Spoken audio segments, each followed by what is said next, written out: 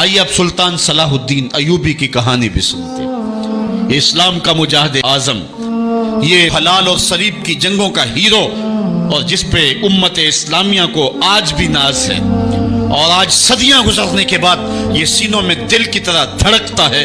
سلطان ایوبی کا نام آج بھی دلوں پہ نقش ہے، اور اس کا نام سن کے مردہ جانوں کے اندر بھی زندگی کی حرارت پیدا ہو جاتی ہے۔ اس کے زمانے میں ریجینالڈ بدبخت ایک انگلستان کے شہزادے نے حاجیوں کے قافلے کو روک لیا اور ان کا سامان لوٹ لیا۔ انہوں نے کہا ہم حج پہ جا رہے ہیں، تو نے ہمارا سامان لوٹ لیا، ہمیں جانے دے۔ تو اس نے دریدہ دہنی کرتے ہوئے کہا بلاؤ اپنے نبی محمد کو جو تمہاری جان چھڑائے۔ بس سلطان صلاح الدین ایوبی تک یہ بات پہنچی تو میں نے تاریخ میں پڑھا کہ وہ دانت پیستا تھا، اس کی آنکھوں میں خون اتر آیا، اور اس میں کھڑے کھڑے قسم کھائی کہ جب تک اس ظالم کو کیفر کردار تک نہیں پہنچاؤں گا چین کی نیند نہیں سوؤں گا۔ پھر پونے دو سال کا عرصہ آپ سلطان صلاح الدین ایوبی کی زندگی دیکھ کے جنگی مہموں کو ترتیب دیتا رہا، دن رات اس نے ایک کر دی، نیند قریب نہ آنے دی۔ جب نیند بہت زیادہ تنگ کر دی تو پھر وہ خیمے کی چوب کے ساتھ ٹیک لگا کے کھڑے ہو کر کے اپنی آنکھوں کی آگ بجھا لیتا، اور پونے دو سال کا عرصہ اس نے چارپائی پہ لیٹ کے نہیں دیکھا۔ پھر وہ لمحے آئے کہ اللہ نے اس کی مراد پوری کی۔ انگلستان کے شہزادے لائن میں کھڑے تھے، اس نے شاہ گاما کو اپنی کرسی دی اور ساتھ کہا ہم جس کو کرسی دیتے اسے امان دیتے۔ پھر اس نے اس کے جو نائٹس تھے ان کو آپ خورے دیے، ان میں پانی دیا، کہا جس کو ہم پانی دیتے ہیں اس کو امان دیتے ہیں۔ پھر جب ریجینالڈ کی باری آئی تو بادشاہ کی رگیں پھول گئیں غصے سے، اس نے تلوار نیام سے باہر نکالی اور اس کی چھاتی پہ چڑھ کے اس کی گردن پہ تلوار رکھ کے اس کے ٹکڑے کرتے ہوئے کہا او کتے، تو نے کہا تھا بلاؤ اپنے نبی محمد کو، محمد عربی نے اپنا نوکر بھیج دیا ہے۔ اور اس طرح اس ریجینالڈ کتے کے دو ٹکڑے کر کے رکھ دیے۔ یہ ہماری تاریخ ہے، یہ روشن تاریخ ہے۔ ہمارے اسلاف، ہمارے بزرگ اس دور کے شہنشاہ، اس دور کے بادشاہ اتنی جرأت اور اتنی عظیمت رکھا کرتے تھے، اور آج ہماری کمزوریاں نے دشمنوں کو دلیر کر دیے۔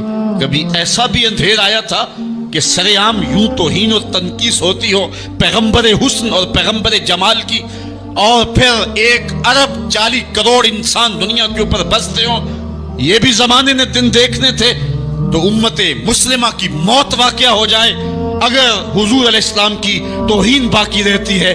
اس لیے امت کو پوری قوت کے ساتھ کھڑا ہونا ہے اور اپنے نبی علیہ السلام کی توہین کا بدلہ لینا ہے، اور یہ ممکن نہیں ہے جب تک جو ہے وہ ہم پوری دنیا کے اوپر غالب نہ ہوں۔ اللہ تعالیٰ امت کو وہ دن نصیب فرمائے کہ امت کا غلبہ اللہ تعالیٰ نصیب فرمائے۔ اس وقت ہمارا المیہ یہ ہے کہ ہمارے پاس عالم لیڈر کوئی نہیں ہے، عوام کے جذبے یقیناً دیکھنے کے۔ سیریا کے بچوں کو میں نے دیکھا کہ وہ چھوٹے چھوٹے بچے، انہوں نے ہاتھوں میں کتبہ پکڑا ہوا ہے، اور میں اس منظر کو دیکھ کر کے کتنی دیر تک سکتے میں رہا۔ اس کے اوپر لکھا ہوا تھا اقتلونا ولا تسبوا لنبینا، ہمارے ٹکڑے کر دو لیکن ہمارے نبی کو گالی نہ دو۔ ان بچوں کے درد کی کہانی کلیجے چیر رہی تھی۔ یہ محبتوں کا عالم، وہ اقبال نے کہا تھا چمن میں رخت گل شبنم سے تر ہے، چمن میں رخت گل شبنم سے تر ہے، سمن ہے سبزہ ہے باد سحر ہے، مگر ہنگامہ ہو سکتا نہیں گرم، یہاں کا لالا بے سوزے جگر ہے۔ اس وقت امت بے امام ہے، امت کے پاس جو ہے وہ کوئی ایسا شخص نہیں ہے جو امت کی رہنمائی کرے۔ ملک بھی خالی ہیں اور عالمی لیول پہ بھی ہم کسی امام سے محروم ہیں۔ اللہ نے وہ دن نصیب کرنے ہیں، ہم صفے سیدھی کریں، بس ہمارا کام اتنا ہے۔ صفے سیدھی کریں گے تو امام بھی اللہ بھیج ہی دے گا، اور وہ وقت آئے گا کہ اس کے جھنڈے نیچے ہم کھڑے ہوں گے۔ اور ہم نے تاریخ میں پڑھا ہے، کتب صحاح میں موجود ہے، بخاری اور باقی کتابیں اٹھائیں، ہمیں اس وقت کی بشارت دی گئی ہے کہ جب اساکر اسلام ترتیب پائیں گے اور پھر امام بھی آ جائے گا، اور پھر امت مسلمہ وہ بانکپن پائے گی کہ صحیح حدیث میں آتا ہے کہ اگر کوئی یہودی کسی پتھر کے پیچھے یا درخت کے پیچھے چھپ کر کے پناہ مانگنا چاہے گا تو وہ پتھر مسلمانوں مجاہدوں کو بول کر کے کہے گا ادھر آ، یہ ظالم میرے پیچھے چھپا ہوا ہے۔ وہ دن بھی اللہ تعالیٰ نے ہمیں دکھانے ہیں، اور پوری امت کے اوپر جھنڈا جھولے گا تو آمنہ کے لال کا ہی جھولے گا انشاءاللہ۔ آ ملیں گے سینہ چاکانے چمن سے سینہ چاک، بس میں گل کی ہم نفس باد صبا ہو جائے گی، شبنم افشانی پیدا کرے گی میری سوز و ساز، اس چمن کی ہر کلی درداش نہ ہو جائے گی، آسمان سحر کے نور سے ہوگا آئینہ پوش، ظلمت رات کی سیماب پا ہو جائے گی، شب گریزاں ہوگی آخر جلوہ خورشید سے، یہ چمن معمور ہوگا نغمہ توحید سے۔ وہ وقت انشاءاللہ آنے والا ہے، بس ہمارا کام صفیں سیدھی کرنی ہے اور صفوں کو ترتیب دینا ہے، اپنے جذبوں کو مرنے نہیں دینا ہے، اور یہ جذبے اپنی نسلوں میں بھی منتقل کرنے ہیں، اور اپنی نسلوں کو بٹھا کر کے حضور کی عظمت کی کہانی پڑھا کے جانا ہے آپ نے۔ میں نے سیریا کے ان بچوں کو دیکھا تو میں اپنے بچوں کو بٹھا لیا، میں نے کہا بیٹے پوری دنیا کے اوپر حضور کی ناموس پہ حملہ ہے، بتاؤ ہم کیا کریں گے؟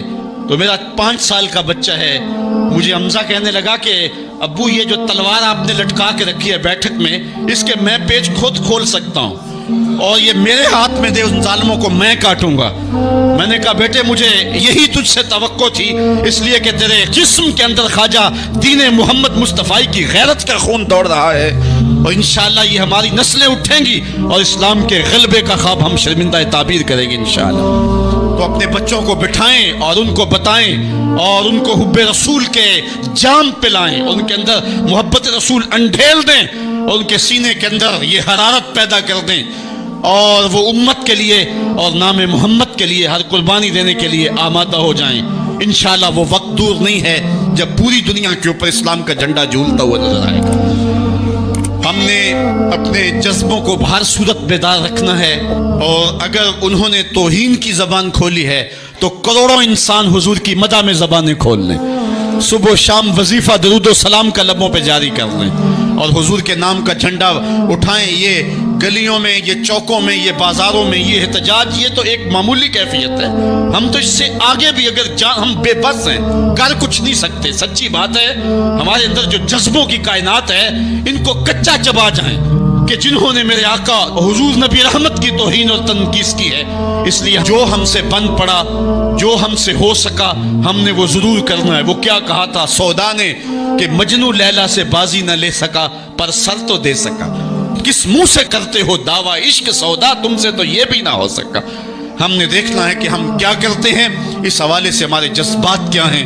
مجھے یاد آئی آج امارہ، سارا دن آج امارہ کی کہانیاں میرے ذہن میں گردش کرتی رہی۔ امارہ غزوہ احد کی نامور مجاہدہ ہیں کہ جب بھگدڑ مچی اور کچھ تو خون ہونے لگا اور عجیب کیفیت بن گئی، تو اس وقت حضرت امارہ خاتون ہیں تو اس جنگ میں ساتھ آئی تھی۔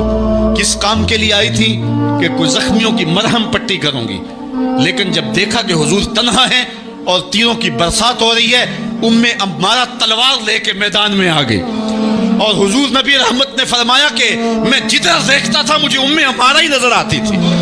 اگر ادھر سے حملہ ہوتا آگے امارہ کھڑی ہوتی، اگر ادھر سے حملہ ہوتا تو امارہ کھڑی ہوتی۔ میں کہتا امارہ تیرے نام پہ میری نسلیں قربان، جس نے محمد عربی کی آبرو کا پہرا دیا۔ اللہ اکبر۔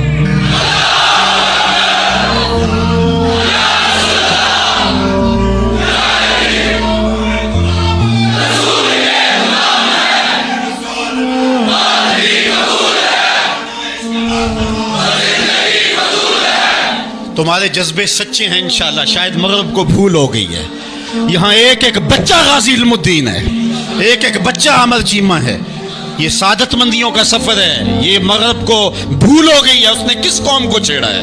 ان کی غیرت مری ہوئی نہیں ہے، انہوں نے کچوکے دیے، زخم دیے، امت کو معاشی بحران میں مبتلا کر دیا۔ روز پیٹرول کے بم ہمارے اوپر گرتے ہیں لیکن ہم کبھی میدان میں نہیں آئے، لیکن سارے معاملات کے اندر ہم کمپرومائز کر سکتے ہیں، کمزوری بھی دکھا سکتے ہیں۔ اگر اس عنوان سے ہم کمزوری دکھائیں ہمارا بچتا ہی کچھ نہیں ہے، ہمارا سب کچھ نام محمد ہے۔